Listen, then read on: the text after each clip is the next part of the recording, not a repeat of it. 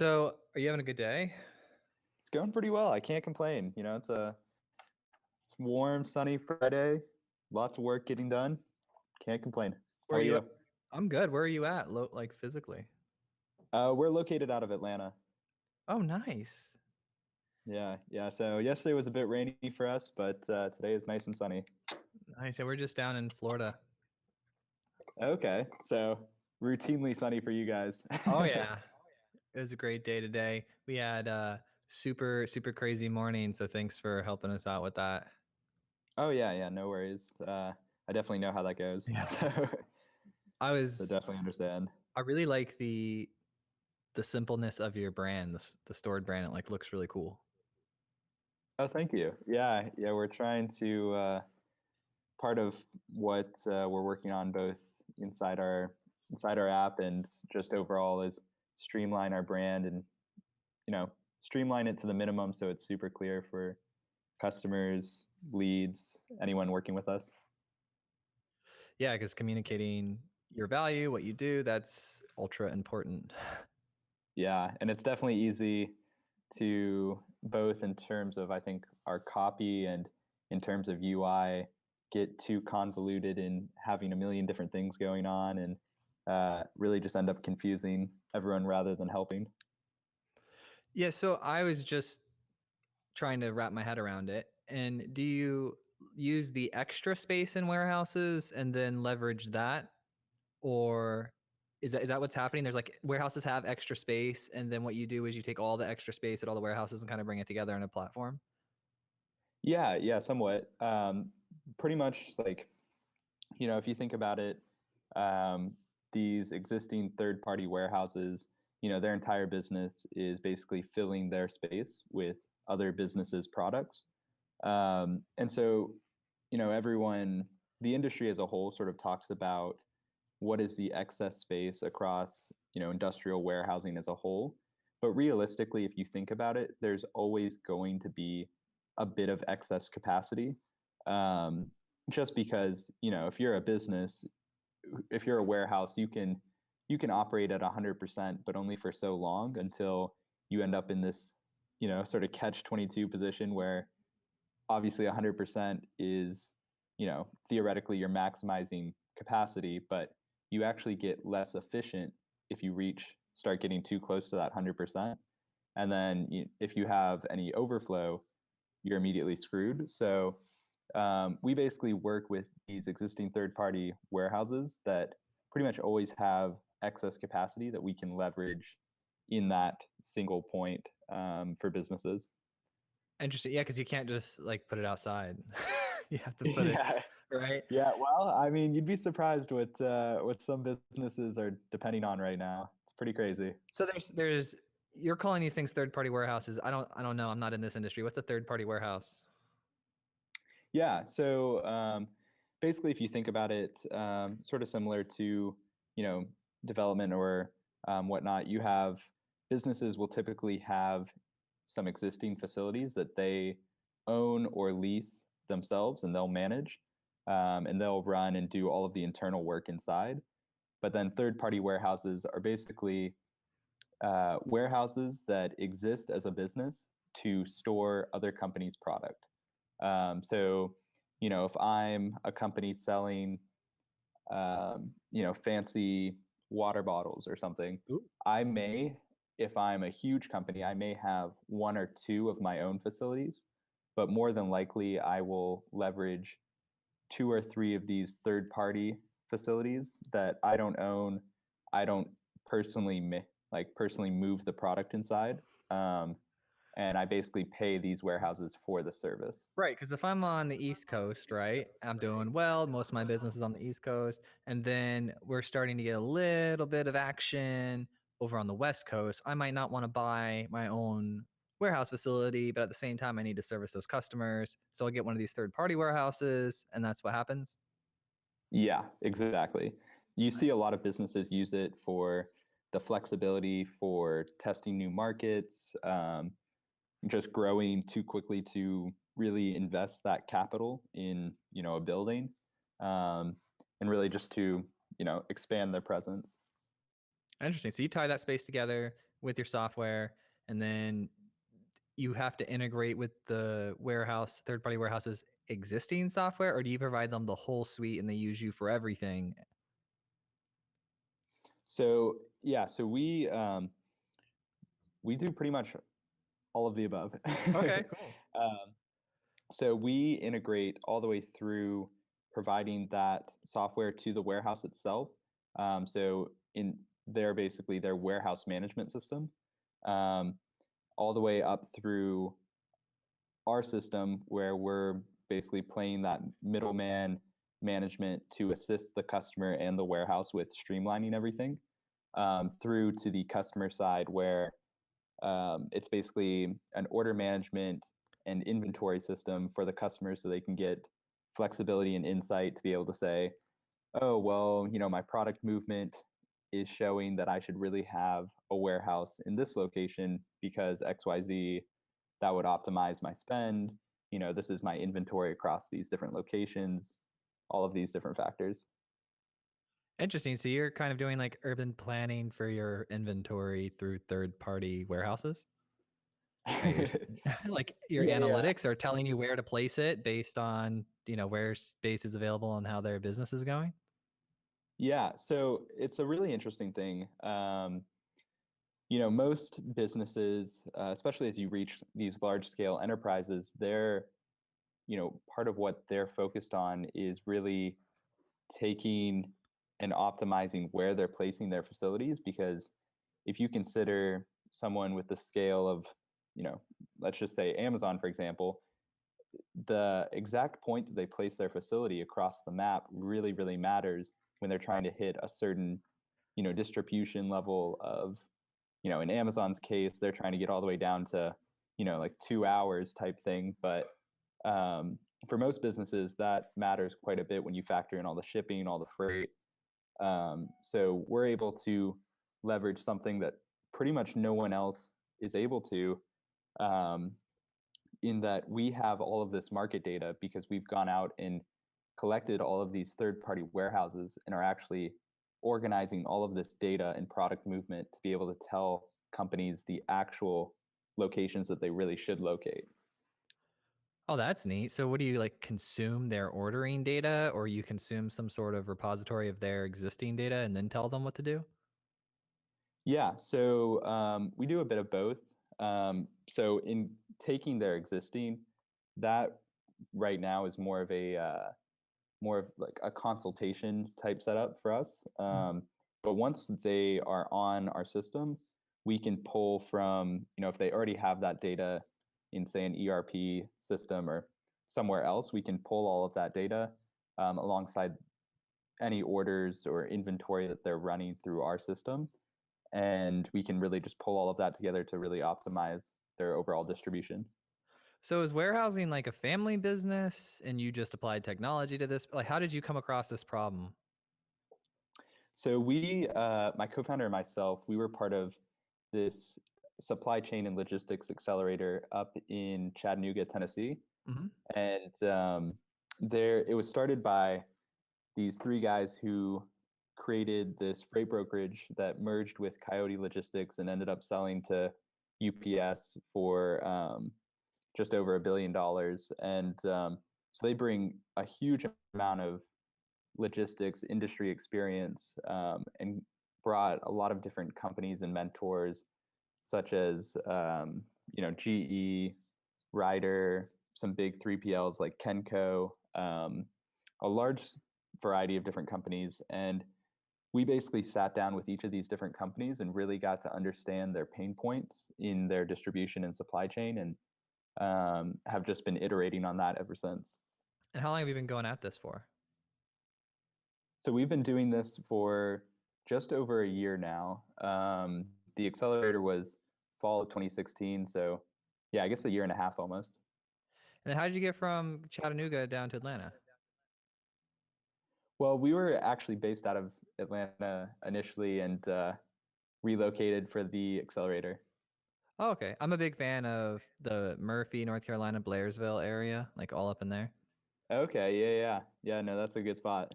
Yeah, that's where we go Airbnb, like our cabin every year to kind of get away. Oh, nice. Yeah. Yeah. Yeah, dude. I Airbnb up in that area all the time. Yeah, we're really stressed out living on a beach our whole lives, so to relax, we have to go to the Yeah, cabin. I know. It's really going to be a struggle. The struggle is real. Yeah. Yeah, for sure, for sure. Oh man. Yeah. So how did you meet your co-founder specifically? Like, how did that relationship? Did you know him before? Like, how did this come about? Yeah, so previously I was running a digital agency, so I was consulting different digital and tech startups, building different applications, helping with their marketing. Um, and my co-founder had been doing several different businesses prior, and he had been working in lean manufacturing. So he Yeah. was traveling all over the world, looking at these different manufacturing plants and trying to improve their supply chain as well. Um, and so we met actually through this uh,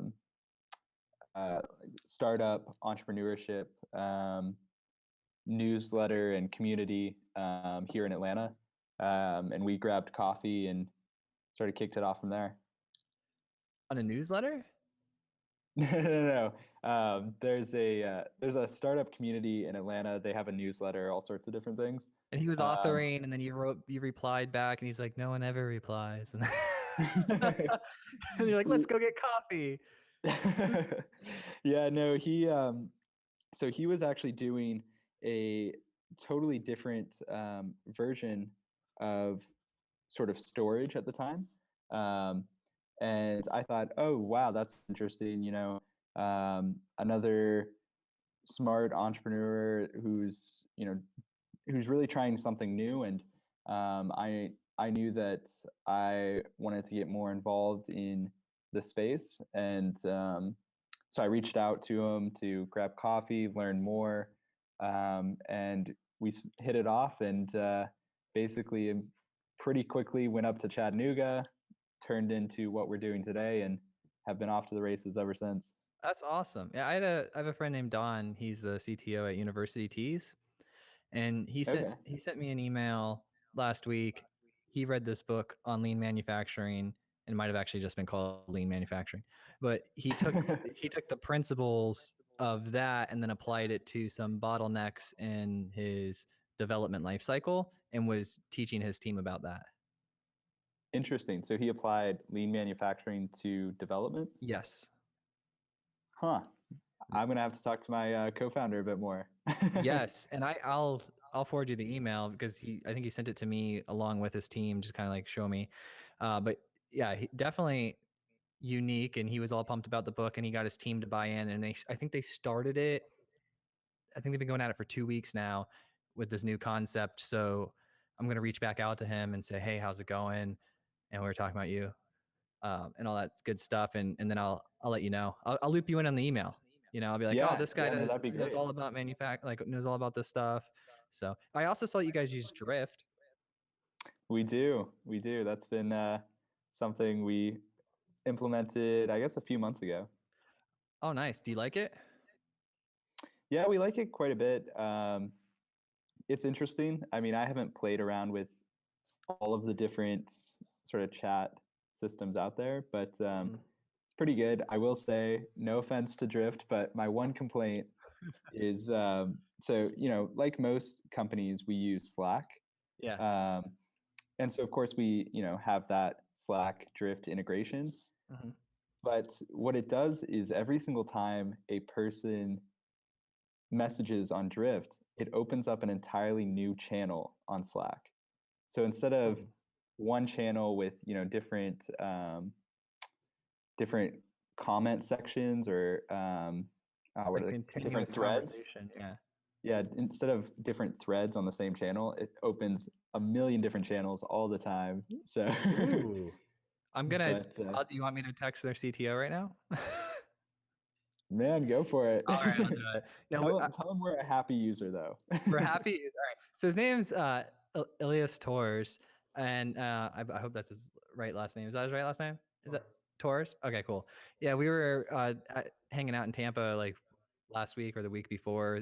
He was giving a talk, and Really cool dude, like super motivated and high energy, and just a really cool person you'd want to hang out with.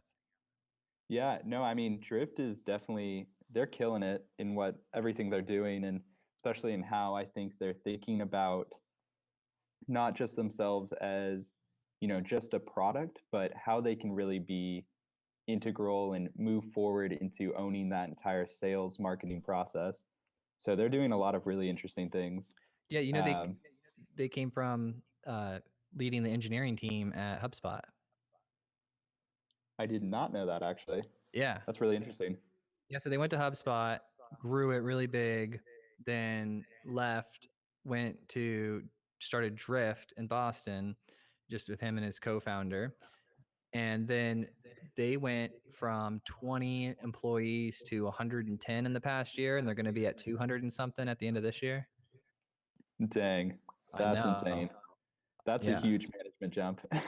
Right. So when I actually I switched from Intercom to Drift when I met Ilias because I liked him, and Yeah. and also I liked they have like they have many features, and then they have some really cool features that I don't immediately see, but after I start using the product, it's a lot better than Intercom in a lot of ways.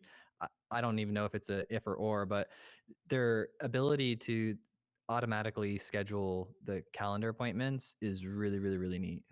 Yeah. Yeah. Yeah, no, there's a lot of really impressive things that I see them continue to roll out, and I'm impressed by their speed for sure. Yeah, and for the quality of it to be what it is with that fast of an expansion is really like an engineering marvel, right? Yeah, So, definitely. I'm a fan. Me too. Me too. Don't let my complaints of Slack dissuade you. Oh no, dude! Me and Elias are gonna show up at your house and be like, be like, we need some warehouse app, some place to store the body. No, I'm just kidding. Yeah. Well, tell him that he can use our warehousing, and we'll keep using his chat. So no, but feedback is always great, right? Because you have a million things going on, and they all Yeah. have their employees use their own software, so that's always a good way to get feedback too. Yeah, and I've always thought that's really interesting too, because there's also, of course, in that, in, for example, my feedback, um, I may be an anomaly in disliking that compared to the average user of theirs. So interesting to see, perhaps what the whole story is on their side. Yeah, so interesting. We have to always look at the data, right? Because we're building the system for everyone. Yeah. So we prioritize by the data. Everybody has their individual, like who knows? That could have been a feature they added Yeah. because like thousands of people requested it, right? Yeah. Yeah. Yeah, exactly.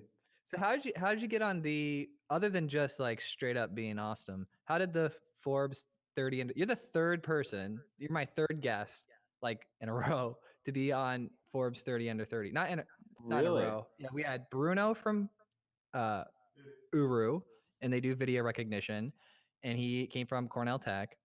And then we had another individual from Cornell Tech, and his name is Mike Wang, and he has a startup in New York City as well, right next to Uru.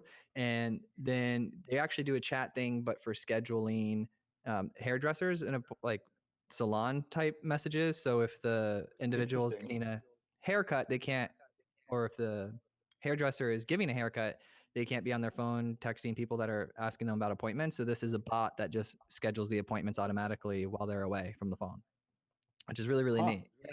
Yeah. Yeah. And then Interesting. and then now we have you. It's like we have this like Forbes 30 under 30 like following now. It's awesome. Yeah, you're on a roll, man. Just keep them going. I know. I just missed out. My birthday was last week and I hit 30. So I make all these friends that are on the list and I miss out by a couple months. Oh man, dude, there's got to be some more lists. There's got to be like what? There's probably like movers and shakers, 40 under 40 or something. That just feels like a sad tear filled consolation prize. I feel that. Oh wait, here we go. You've got Fortune 40 under 40. You can do it. Oh.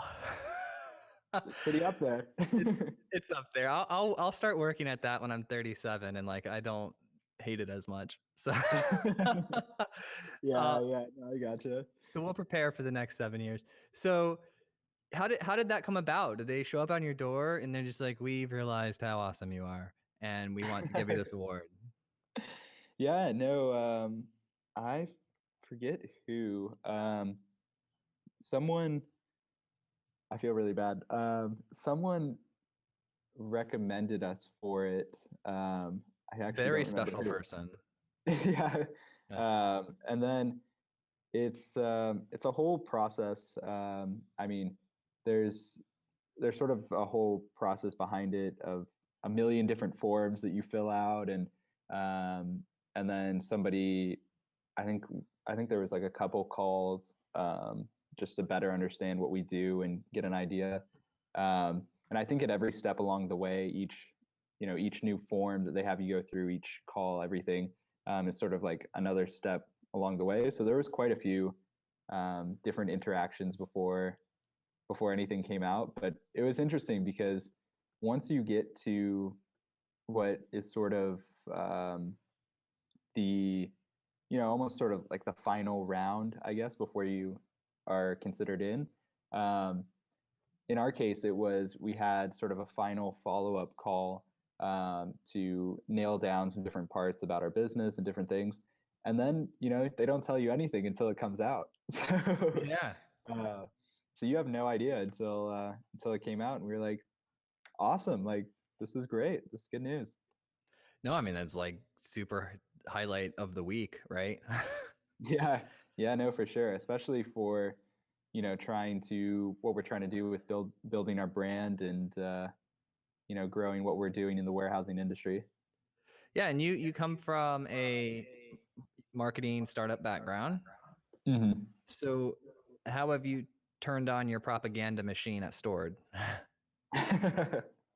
Yeah, well, believe it or not, we actually haven't focused extremely heavily this past year on marketing, because our primary thing, you know, I think there's somewhat of too much hype around the idea that the perfect product does all its own marketing.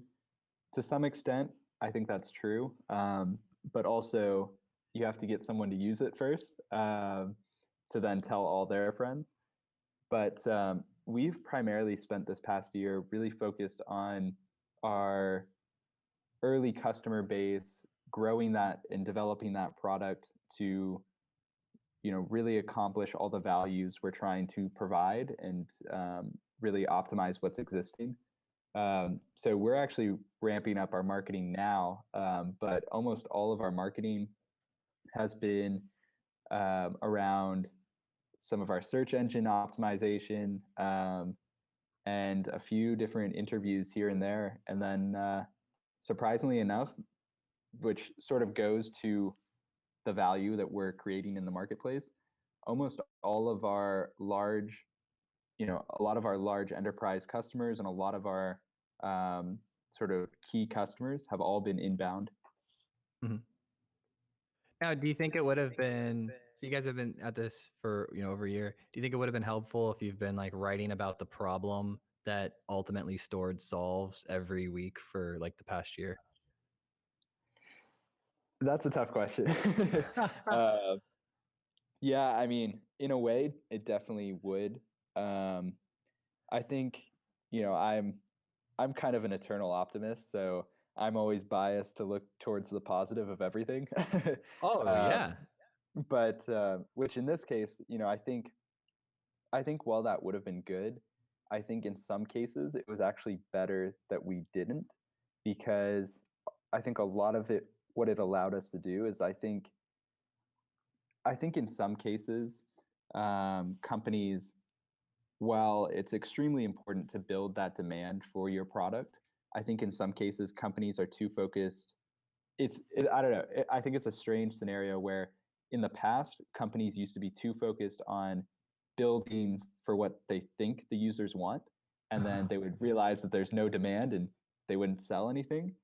And now I think it's almost the opposite problem, where everyone says, go out and build this pre-sale list of everyone who's bought in and then build the product, which is great to some extent. But I think a lot of companies struggle with, they have, and it's a good problem, they have so much demand that their product takes almost a back burner to the sales, which we've seen this play out with some different companies we're familiar with, where they have this grand vision of what they're trying to solve, but then they're so focused on growing overall customer numbers, overall sales numbers, and so on and so forth, that the actual technology that's supposed to be driving it doesn't get built. And so we sort of came to the realization that, for anything to really scale and to really provide that value long term to these companies, we have to really focus on the technology and the product that we're building out. And so I think to some extent, having not done that was actually in some ways a bit of a benefit, in that we could work a little more, I don't want to call it stealth mode, because we definitely didn't want to be hidden, but a little more unnoticed, in the sense that we can fine tune different things as we got those early customers who were extremely interested in what we were offering, who were out there actually looking for what we were offering. Mhm. And now I think we're at a point where we can go out and market to the ones who don't even realize they need what we have. And once they see that, they'll be able to see the value that we've built up at this point. Okay, so you brought up like a ton of stuff in my head. Yeah, go You for it. set That off was a long fireworks, answer. right? All right. So the first thing is I agree with you uh, on all of it. In in what I'm imagining is your experience behind it. So I do see companies that go sales heavy and then they let go of the product a little bit, and I see companies that go product heavy and they ignore the sales and don't even think about it, right? So Hmm. I don't think it's a choice that you necessarily set out to make. What I have seen in my experience is it's the composition of the people leading the company. So if you have if you have two or three co-founders, and one co-founder is excellent at operations, one co-founder is excellent at marketing and propaganda and content, and then one co-founder is excellent at product, and you resource them and they're a team and they work well, you get something like Drift, right? Where they just explode because they're solving the product, people are on the product, operations is on the operations, and it's a balance among the team, like within the team.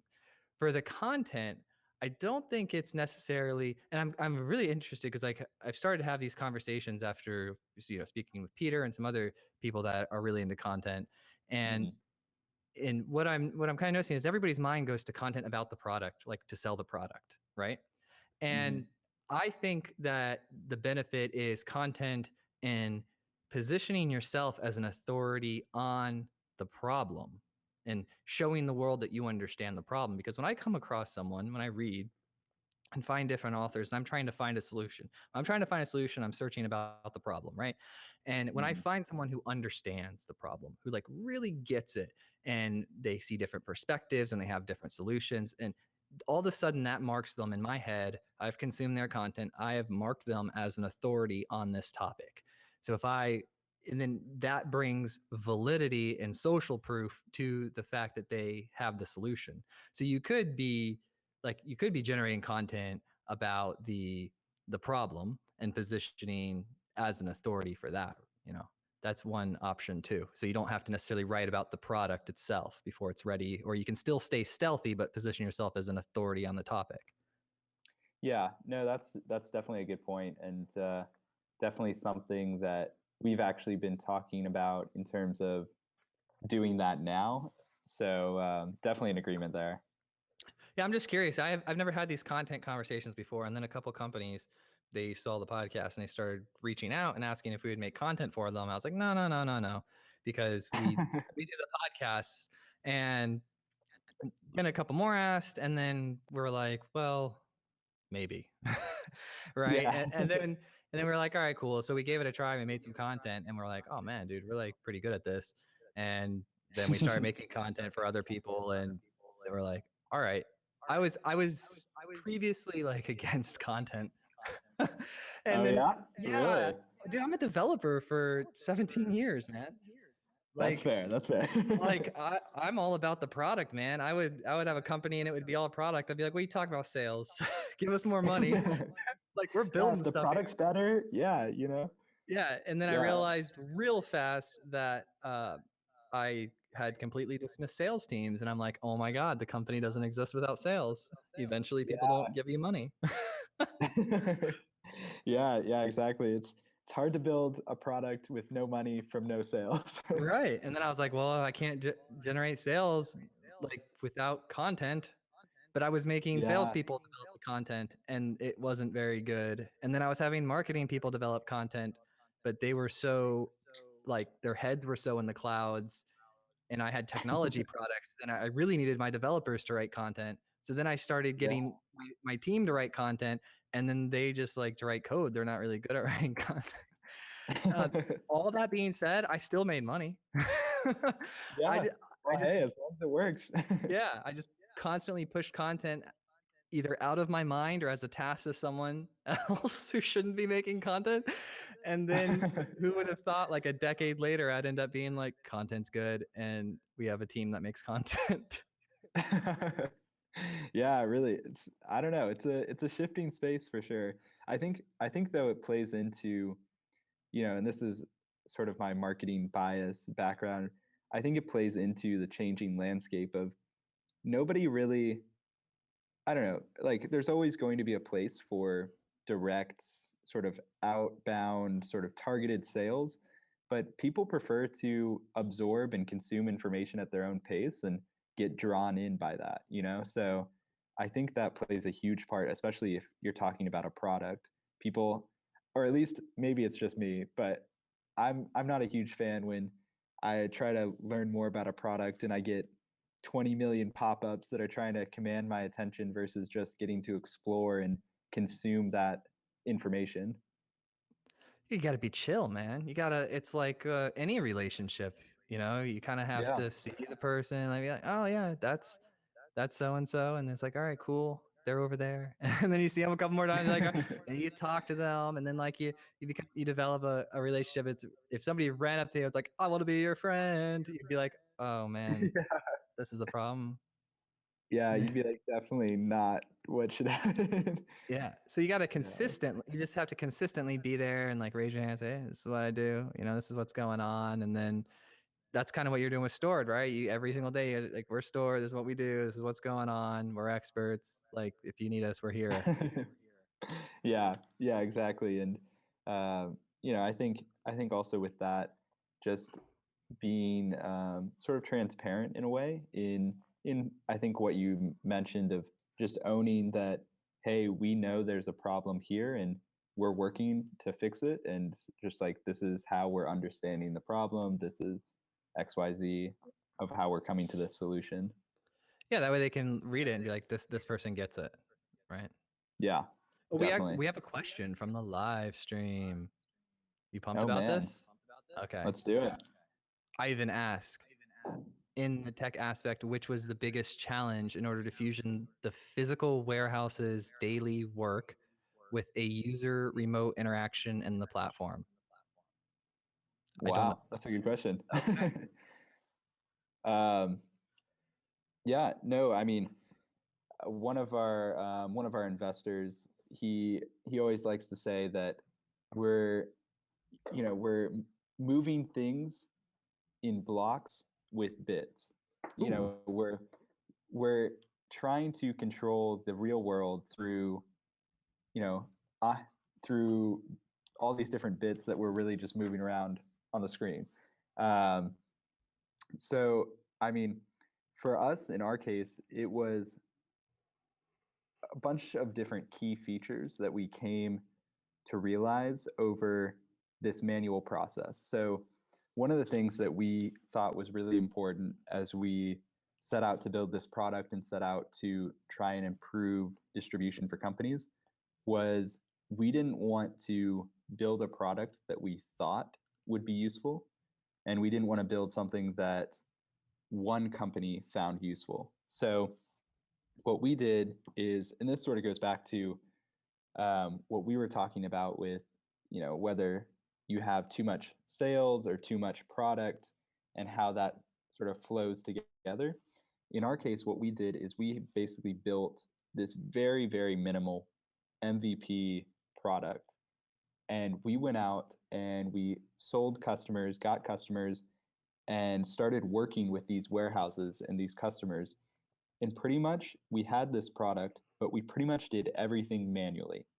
We learned all of the existing ways that customers interacted with warehouses and ways that warehouses were moving the product inside the facilities. And we just started taking stock of, okay, this is the most time consuming. This is where the most errors pop up. This is where data gets lost between the customer and the facility. This is where the insight is lost. And we started chipping away at each of those things with software to basically break down both for the customer and then for the facility how they could really optimize what they were doing. So in the facility case, a lot of times these facilities are independent owner operator. So basically, you have one or two owners, and you have, basically a small business running this warehouse. And most of the time, they are not necessarily tech forward. So they're just trying to run their business as best as they can, you know? Mm-hmm. And in our case, what we're coming in and we're saying is, look, we've learned and we've taken stock of how most warehouses are running their facility and how you're running your facility. And we can help you in this process of, say, pick and pack the product, of taking the product off the truck, of these different physical pieces. And we can employ software at these key points that allow you to do less physical work overall, in the sense of, in a lot of cases, warehouses are actually manually scheduling these orders. So someone in the front office is, for example, placing an appointment window for a specific dock door on a bulletin board or something. And then everyone's coming back over to check this bulletin board and then determine, is the truck here? Should I go out? Should I bring the product in? What's going on? And I mean, this is something that, we just think, being very tech focused, we just think, oh, there should be a calendar that everyone has access to that tells people when they're supposed to go to the dock door, whose appointment it is, these different things. But in a lot of cases, these aren't employed. So we basically looked at the manual process first and then learned how we could leverage the software to improve or remove that process, versus coming in and bringing that software outside without working first manually and trying to totally shift what they're doing, if that makes sense. That absolutely makes sense. It's the way the best products get made, and I wish I could just convince everyone to do it this way. Yeah, no, definitely. I mean, it was definitely a learning curve for us anyways, to really understand the complexities of these unique processes inside the warehouses. So I think if we tried to do it any other way, we would have almost zero success. We should write a book after this called like Building Technology the right and wrong way. Because I'm Yeah, talking to all these people all day, and it's unbelievable how there's everyone that's doing well or everyone that's having some success. They're all doing the same things.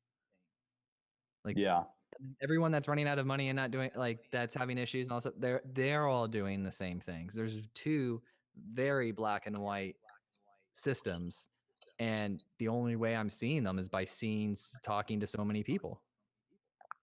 yeah, Yeah. yeah. No, I think it's really interesting when you look at, when you zoom out at a forest, every tree looks the same, right? But when you zoom in, all the ones that are the tallest and able to capture the most light have the exact same features, exact same criteria. And I think that's definitely the case with business. I'm going to use that. I like that. Um, so how did you financially survive?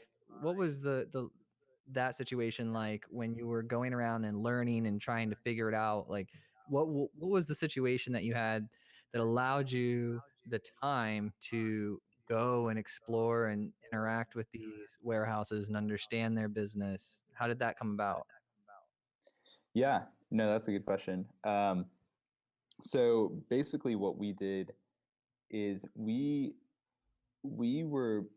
operated with revenue for pretty much the entire length of the business. So we didn't, in this learning process, obviously there was a lot of unique processes that we had to learn Mhm. and a lot of things that we could optimize with software, but that doesn't necessarily mean that we shouldn't take revenue for optimizing them manually.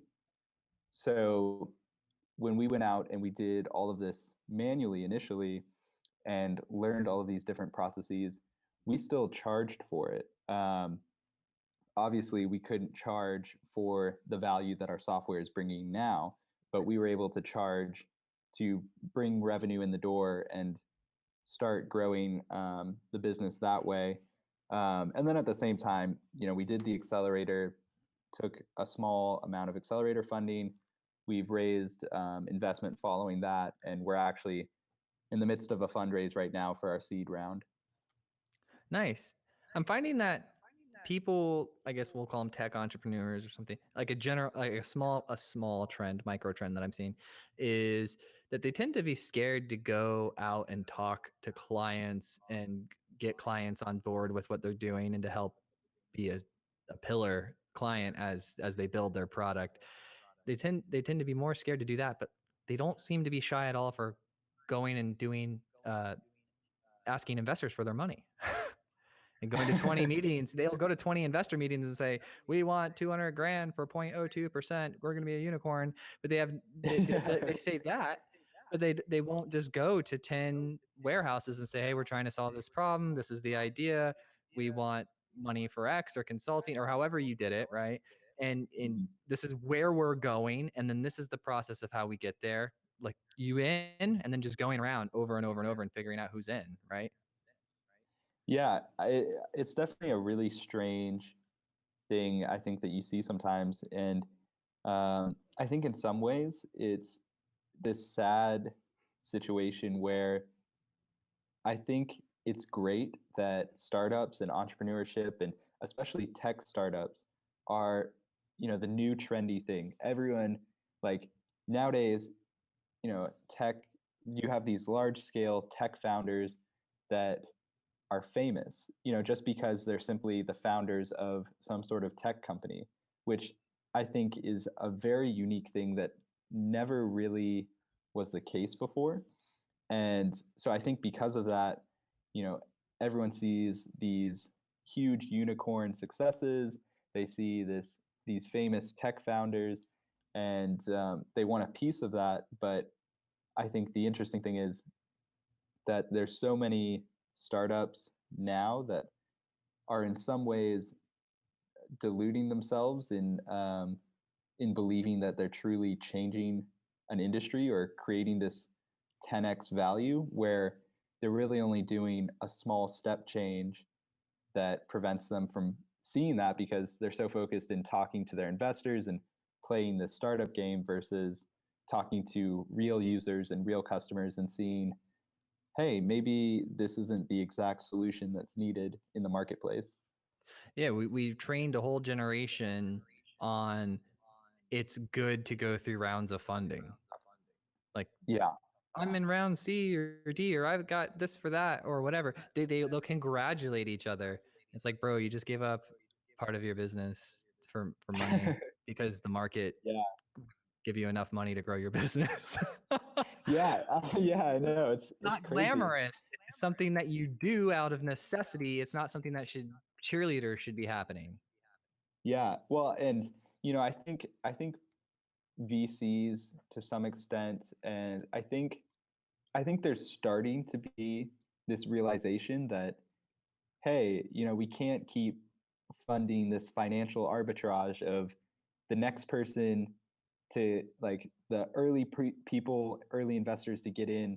they do all right because they push them to raise more money that allows them to get out through selling their ownership in the next fundraising or whatnot. And like this never ending liquidity process of just financially propping up the valuation. And I think people are starting to wake up to that and realize, the point is not so much how valuable the company is. The point is how much value the company is creating. And I think that's starting to change, but I think it's definitely a slow process. Preach it, Jacob. Come on. I'm Uh, trying, man. yeah, dude, get up on that stage. I was on LinkedIn and I saw some analyst article analyzing this, that, and the other financials, the report, and everyone was like, "Oh, great report." I put a comment on there. I said, "Let's see the report that shows what value the company actually brings to the market. Where's that Yeah, report? Like, I want to see the human report. I want to see Amazon allows you to one click buy stuff. Like, I don't need Amazon not numbers. even click, just use your Yeah, voice. or swipe. Yeah, exactly. If those are the metrics to which companies should be judged, the value they bring to a market, because currency is simply a way to exchange value. Yeah. It's a medium to exchange value. And if a and people, it's kind of like the past. You're analyzing history when you're looking at the numbers, right? It's You could lose all the special people and tomorrow stop bringing the whole market value, right? But yet all your Hmm. numbers will say you're going to keep going up, right? Yeah, So, exactly.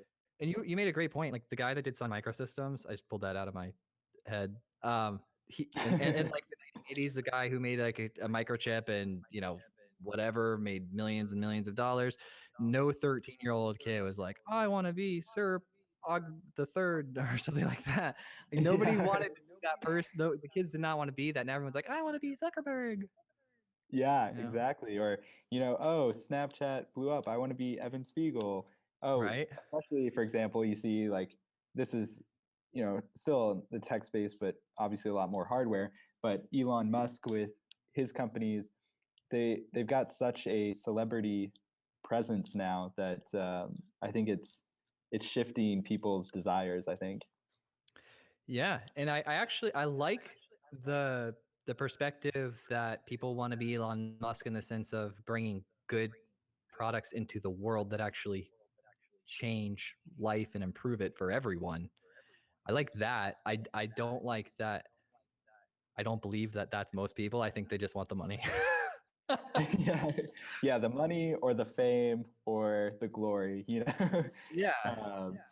yeah, and I think the struggle as well is, I mean, the thing that I think is impressive amongst many things about, for example, Elon Musk is that he's willing to be open sometimes with the fact that what he's doing is extremely hard. And I mean, you look at different factors of his life and you consider, some of the things, some of the decisions he's had to make around building his companies have taken an effect on his personal life, or different things that he could have done.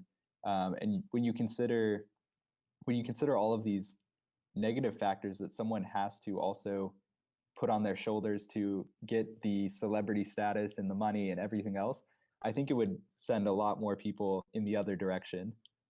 Have you read his life story? I've only read part of his bio so far. I'm working my way through it, but If it's you pretty audible crazy. it, it's way easier. Oh yeah, Oh yeah, it will man. let I don't know. I've been trying to get on that bandwagon, but I struggle. I just really love being able to hold a physical book, yeah. and I know that's such a guilty pleasure, but I think there's a difference in terms of how I remember things when I'm Yeah. reading it physically versus just hearing it. Yeah, so it's called the forgetting curve. And it based on how you consume the content determines how you'll remember it. And it's actually a curve that'll show you. So if you go read a book and it's this many pages and this long, then you'll remember X amount over time. And based on the type of Interesting. media and then how you consume it, how long it is determines how much of it you'll remember. But everybody's different. That's the thing. So Yeah. you like your reading because it's sticking with you. For me, audio sticks with me. If I read Oh, something, really? does yeah, yeah. Huh. Yeah. I mean, that's always an interesting thing, and that plays into how someone learns something, right? Yeah, it's so important, and we don't even need to get into the whole how the school system's entirely backwards. But yeah, for me, We could go into that all day. yeah, it's audio for me, man. And so the fact that Audible exists, I'm extraordinarily grateful that I live in a time right now where the one of the leading um, ways of media is the one that I learn best with. Yeah. Yeah. Well, So hey, there's more value in the market for Amazon, right? right. So how much code are you writing? Are you the only developer there? What language are you partial to? Get some developer stuff. Yeah. So I'm not the only developer. We have a small development team, pretty rapidly growing. We've got a million job openings as we're pretty quickly expanding. But I write code. I wouldn't say every day, though I try to. I try to stay fairly deeply involved beyond just the high level product, because I do think there's a transition period that everyone has to go through from sort of that early hacker type CTO to a development lead to managing to overall just high level interacting with these different businesses. And so I think we're still transitioning. And so I think there's still some inner workings that I need to be aware of, which you can only be so aware of if you're not writing code. Right. Um, so I write code, every other day, weekly type thing. And we're built in Ruby on Rails. Yay. Yeah, it's been great for us in terms of being able to rapidly prototype and then once we get past the prototyping, actually build a real structure and real base behind it. So it's been really great for us going forward. Yeah, we had Ryan Singer on the show. He's one of the leads with DHH and Jason Fried over at Basecamp. Oh yeah, Yeah. that's awesome. Yeah, he's a pretty cool dude. So do you guys have your own APIs that companies are integrating with, or do you just provide the software right now? Yeah, so we provide so basically the way a lot of our customers and our facilities, our vendors interact with us is they're basically using just our software, web-based in the browser, interacting in the warehouse. We have some other different methods of interacting via the phone, so on and so forth, because they're scanning product and whatnot. But in most cases, they're interacting through our software. We do have different APIs that we're interacting with, and we are rolling out our initial API to some different select companies to play around with and better understand. But primarily, they're interacting through our software. Nice. Now, when you go look, I'm kind of taking a poll here, right? I'm asking a couple different people this question right here. Um, Mm-hmm. when I'm looking for an API, let's say for like natural language processing, maybe I was doing a project that involved that, right? What I would do Okay. is I would kind of search around for what I want, look at the two or three options, see which one has the best documentation, the most resources, like looks really alive, like looks like there's Mm-hmm. stuff happening, has a good team, all that stuff. And then I kind of make my decision. If like three of them all solve the problem, then I will make the decision based on uh, how well their documentation is, how much resources, how alive they are. Do you do the same thing? When we're When weighing you as a out their developer are looking to just integrate an API, like forget stored for a second, just like in general, when you're looking to integrate an API, um, how do oh, you make that definitely. decision process?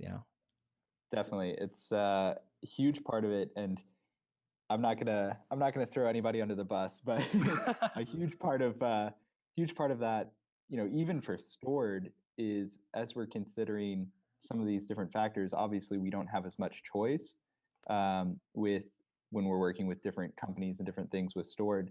But as a personal developer, I think if an API doesn't have good documentation or doesn't have people actively using it who could act as that documentation. Hmm.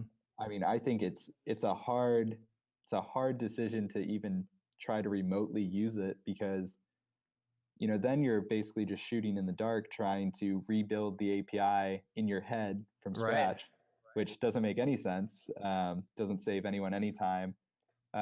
So, I mean, in our case for Stored, we see this all the time where we work with some different APIs, and some of them will have great documentation, have some different people using them, and we can, our development team can fly through that in practically a day almost. Um, Versus in other cases, we're working with some different APIs that, believe it or not, have zero documentation, Oh, nobody out there to help, and so we have to really invest a significant amount of time just trying to literally just troubleshoot back and forth with this API. So that's a huge, huge thing for me. yeah. Because I was talking to this guy, and super brilliant guy, right? And we were talking about natural language processing and all this stuff. And they have a big team. They're doing great things. I actually have experience building something in the world that they're in, so I knew some of the domain specific stuff that they deal with. And Hmm. so excited, so pumped. And then I pop open the browser to go to their site and click on the docs, and it's like there's like one page looked like it was put up overnight, and then there was like Oh one man. example of how to use it, and I'm like, dude, nobody knows. Like, you're in it, so you understand what you do. You guys all eat, sleep, and breathe it. Your whole engineering team is all about it all the time. You're rocking and rolling in your offices. And but when a developer that has this problem comes to your site, they're like, nope, and they move on. Yeah. Yeah. No, I mean, I think that's the toughest thing, both for APIs to other developers and then even just for general software use to your end customer. Yeah. I think the part that so many companies overlook is literally the documentation and the walkthroughs and the help. Those are some of the those are really your key features, because if nobody knows how to use it, there's no point in it even existing, you know? I've been introduced to more APIs and softwares, little widgets and things like that I would integrate with by just scanning around through someone's guide that they wrote about it. Like, oh, this is real pain, and it took me 20 hours to figure out. Here's a guide on how to do it, and I'm like, oh, that's Yeah. cool. You know? Yeah. Oh wow, that's useful, you know? Yeah, that is. They could do that. We didn't even know. Yeah. Saves me 20 hours, right? Right? Yeah, thank you, sir. And then it's like, and then I Yeah. feel like such a jerk because it's like there's this little button that says coffee for $2. I'm like, nah. Yeah. You skim past it too. Like, I feel Yeah. bad. I do feel bad, but it happens. Yeah, yeah, it's tough. It's one of those weird things, weird phenomenons I think on the internet is like, especially as you see some of these different publishing companies and different content providers throwing up these paywalls of, if you're a subscriber, you get XYZ or these other things, and like the majority's natural reaction is, all right, ad blocker it is, like, Yeah. skip. And it's such a weird phenomenon, but yet we'll pay, you know, I don't know, however much, I don't even know how much Amazon Prime is, but monthly for Amazon Prime, even if we don't use it an entire month, you know? It's It's a because it's weird. it's value.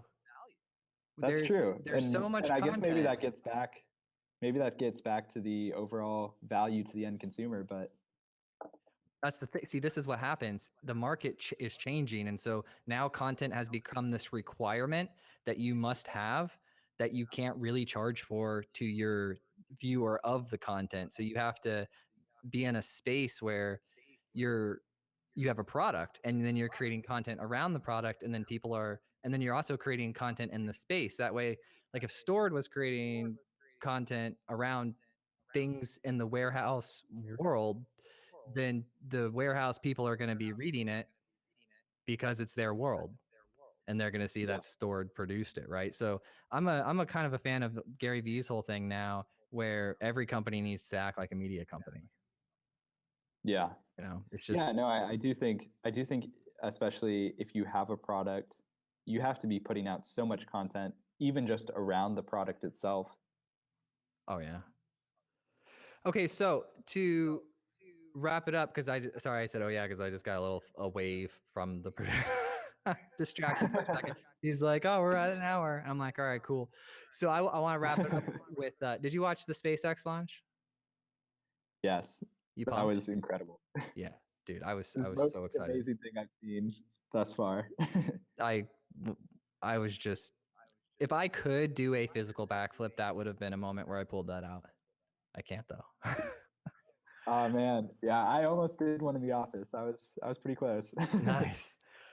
So if Elon Musk called you up, invited you over, he's got a time machine, you're going to jump back, give yourself some advice from 10 years ago. What are you going to say? Whew, that's a Ooh. tough one. Um, I would say spend the most time learning learn as a business, spend the most time learning your customers, and personally just spend the most time you can learning every little piece of information, because at the end of the day it all connects back together. Nice. Great advice. Your past self says thank you, by the way. Yeah, well, hopefully he can make better use of it. Well, he clearly has, because we're here talking Forbes 30, under 30, STORD. You're doing it right. All that happened. The loop's been closed. Congratulations. Well, I appreciate it. I'm glad glad to be here, getting to talk to you and learn from all of the different people you've had on board. So it's been amazing. Oh yeah, we're definitely putting you on the cool kids list. Let's keep in touch, because you're someone I would hang out with. So, Well, appreciate it, man. You as yeah. well. If you're up in Atlanta, come by. Oh, I definitely will. So